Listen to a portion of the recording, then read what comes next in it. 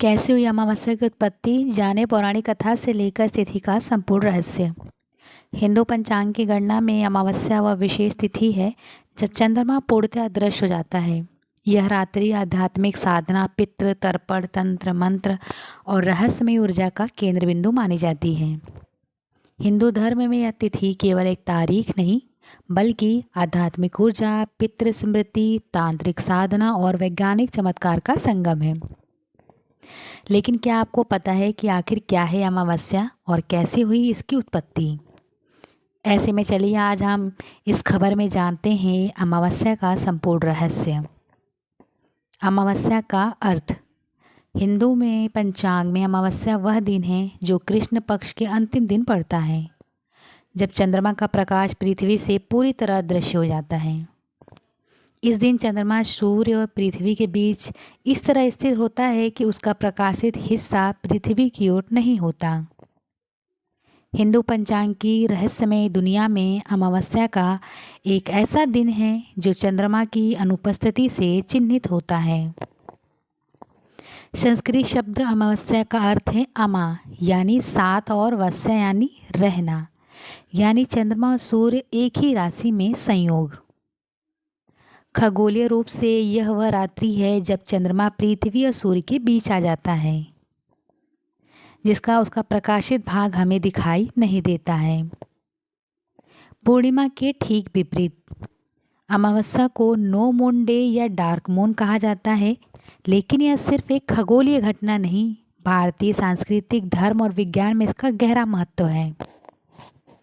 दरअसल अमावस्या क्यों मनाई जाती है? पितृ कर्ज से तांत्रिक सिद्धि तक अमावस्या कोई उत्सव नहीं बल्कि स्मृति और साधना का दिन है। इसका सबसे बड़ा महत्व पितृ तर्पण से जुड़ा है। भागवत पुराण में वर्णित है कि अमावस्या को पितरकुश के आसन पे विराजमान होकर अपने वंशजों से तर्पण ग्रहण करते हैं। यह तर्पण केवल जल नहीं बल्कि कृतज्ञता, श्रद्धा और कर्ज चुकाने का माध्यम है। तर्पण की विधि का पालन किया जाना है। सुबह स्नान के बाद दक्षिण दिशा की ओर मुख करके काले तिल, जौ, दूध और जल मिलाकर इस मंत्र का जाप करते हुए अर्पण किया जाता है। मान्यता है कि इस दिन पितरों को दिया गया एक कण स्वर्ग में अन्न का पर्वत बन जाता है। लेकिन अमावस्या केवल पितरों तक सीमित नहीं है। तांत्रिक परंपरा में यह सिद्ध की रात्रि है। चंद्रमा की अनुपस्थिति में नकारात्मक ऊर्जा का संकेंद्रण होता है, जिसे साधक अपने पक्ष में मोड़ लेते हैं। महाकाली, भैरव और राहु की साधना अमावस्या को विशेष फलदायी मानी जाती है। बंगाल में यह काली पूजा के रूप में मनाई जाती है, जबकि गुजरात में काली चौदस के रूप में मनाई जाती है। सामाजिक स्तर पर अमावस्या व्रत और उपवास का दिन है। कई लोग इस दिन निर्जला उपवास रखते हैं, जो शरीर और मन को शुद्ध करता है।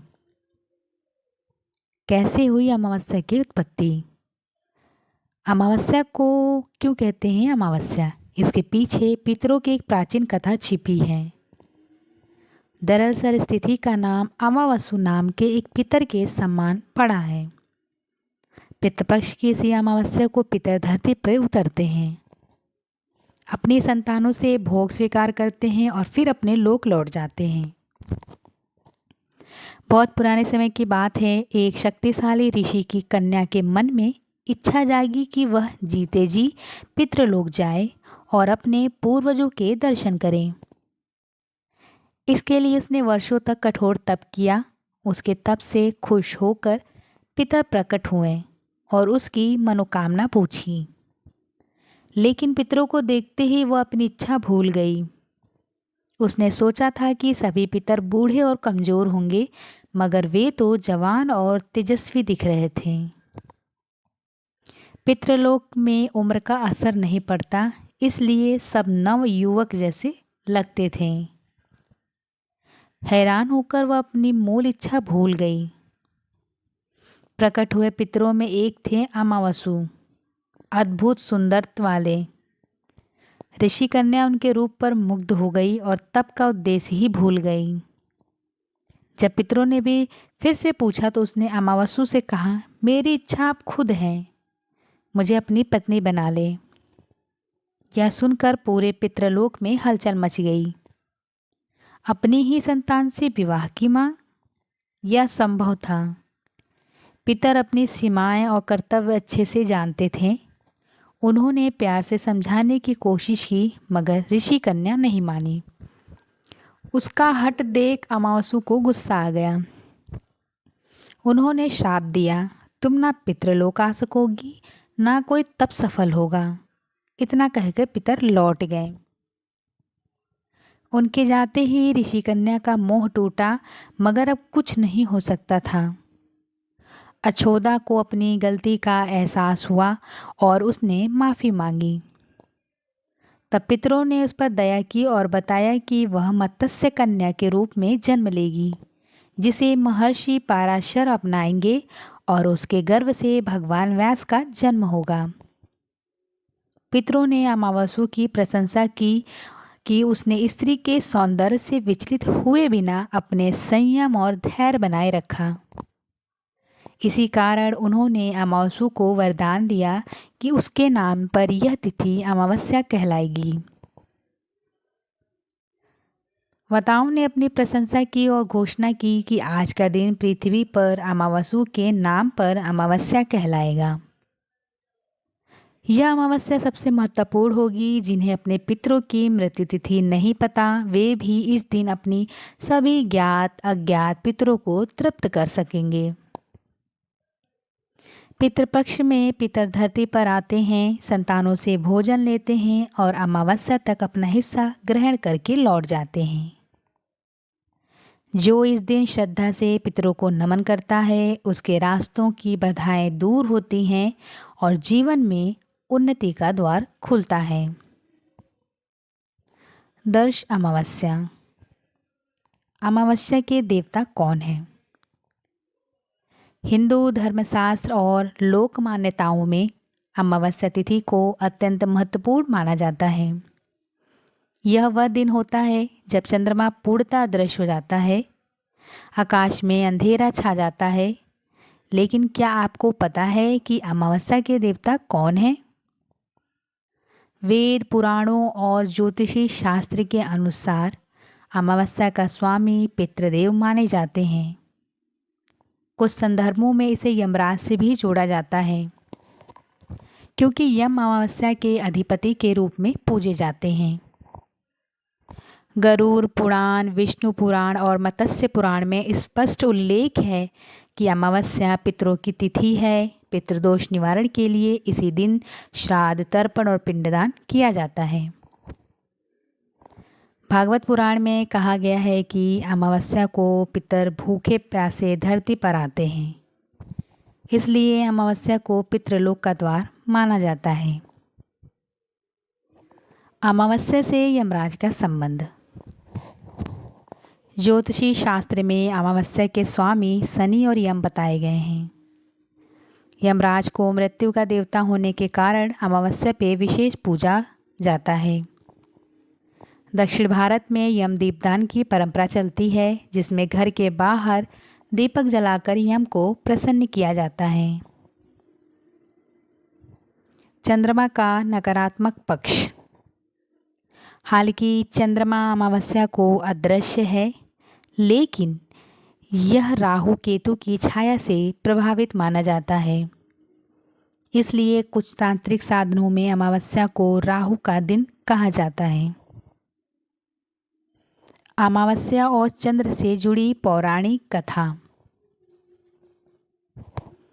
हिंदू पौराणिक ग्रंथों में चंद्रमा को सोम या चंद्रदेव के रूप में पूजा जाता है और अमावस्या का संबंध उनके जीवन की एक दुखद घटना से जुड़ा हुआ है।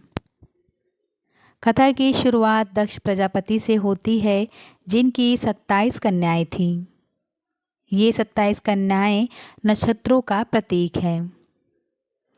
दक्ष ने अपनी सभी कन्याओं का विवाह चंद्रदेव से कर दिया, लेकिन चंद्रमा को इनमें से केवल रोहिणी नक्षत्र से विशेष प्रेम हो गया।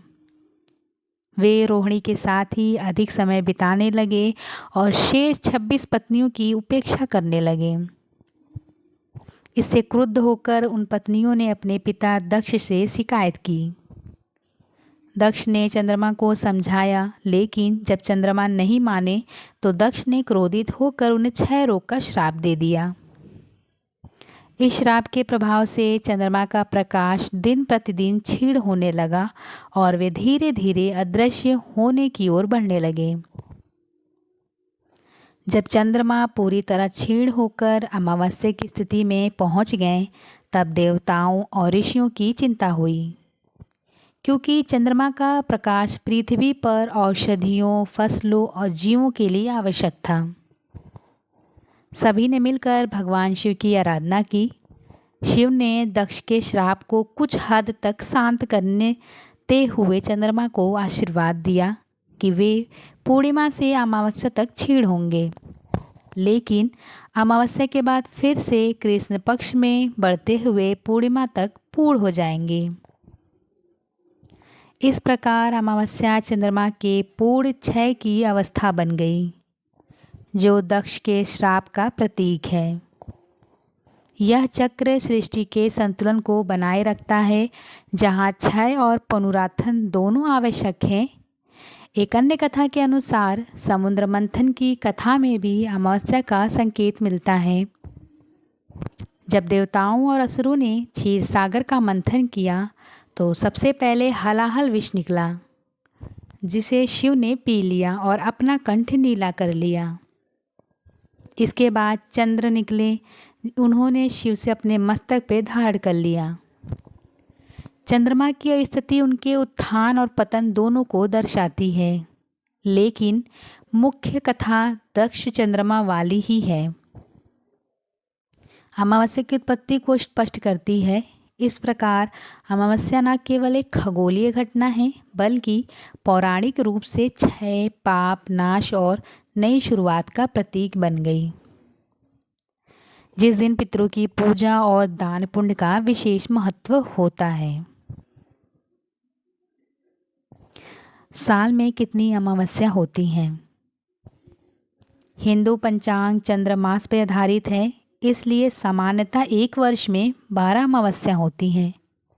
क्योंकि एक वर्ष में 12 मास होते हैं, लेकिन कुछ विशेष परिस्थितियों में जब किसी मास में 2 अमावस्या पड़ती हैं, तो उस वर्ष 13 अमावस्या भी हो सकती हैं। यह अधिक मास यानी पुरुषोत्तम मास के प्रभाव से होता है, जो हर 2.5 से 3 साल में आता है। प्रत्येक अमावस्या का नाम उस मास के अनुसार होता है, जैसे चैत्र अमावस्या, वैशाख अमावस्या, कार्तिक अमावस्या आदि। साल भर की प्रमुख अमावस्याएं। चंद्रमा की 16वीं कला को अमा कहते हैं, जिसमें चंद्रमा की सभी 16 कलाओं की शक्ति समाहित होती है। अमा के कई नाम प्रचलित हैं, जैसे अमावस्या, सूर्य चंद्रमा का मिलन, पंचदशी, अमावशी या अमामासी। अमावस्या के दिन चंद्रमा दिखाई नहीं देता है, यानी जिसका ना तो क्षय होता है और ना ही उदय, उसे अमावस्या कहते हैं।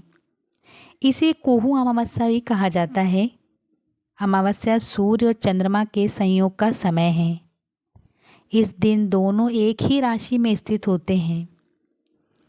अमावस्या हर महीने में एक बार आती है, यानी साल में कुल 12 होती हैं।